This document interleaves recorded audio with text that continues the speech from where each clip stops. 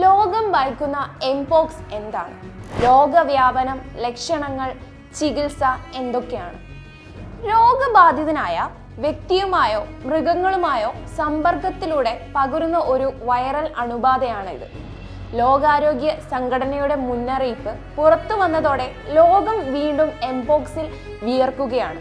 COVID-19 വ്യാപനഘട്ടം പോലെ തന്നെ രാജ്യങ്ങളെ ഭയപ്പെടുത്തുന്ന വളരെയധികം മാരകമായ അസുഖമാണ് എംപോക്സ്. ഓർത്തോപോക്സ് വൈറസ് ജനൂസിലാണ് എംപോക്സിൽ ഉൾപ്പെടുന്നത്.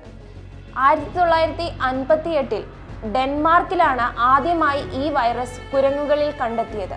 മങ്കി പോക്സ് എന്നായിരുന്നു യഥാർത്ഥ പേര്. 1970 ഡെമോക്രാറ്റിക് റിപ്പബ്ലിക് ഓഫ് ദി കോങ്കോയിൽ 9 മാസം പ്രായമുള്ള കുഞ്ഞിൽ രോഗം സ്ഥിരീകരിച്ചതോടെ ആദ്യമായി മനുഷ്യരിലും രോഗം കണ്ടുപിടിച്ചു. 2022 116 രാജ്യങ്ങളിൽ കേസ് റിപ്പോർട്ട് ചെയ്തു. ഡെമോക്രാറ്റിക് റിപ്പബ്ലിക് ഓഫ് ദി കോങ്കോയിൽ ഈ വർഷം മാത്രം 16,700 കേസുകളാണ് റിപ്പോർട്ട് ചെയ്തത്.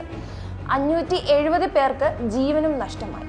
കോവിഡ് മഹാമാരി പോലെ എംപോക്സും ലോകവ്യാപകമായി പടരുമോ എന്ന ആശങ്കയിലാണ് ആരോഗ്യ വിദഗ്ധർ.